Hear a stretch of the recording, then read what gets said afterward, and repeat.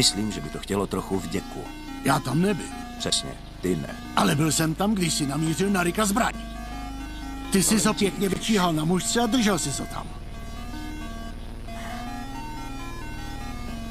Dobře vím, co ty jsi za člověka. Myslíš, že bych střelil? Je můj nejlepší kámoš. Člověk, který ho mám rád, jako kdyby byl můj brácha.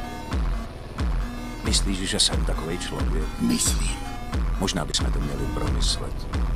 Pokud jsem typ, co zastřelí nejlepšího kámoše. Co myslíš, že udělám s někým, koho nemám moc rád, když mě začne obvinovat? Co pak bys asi tak myslel?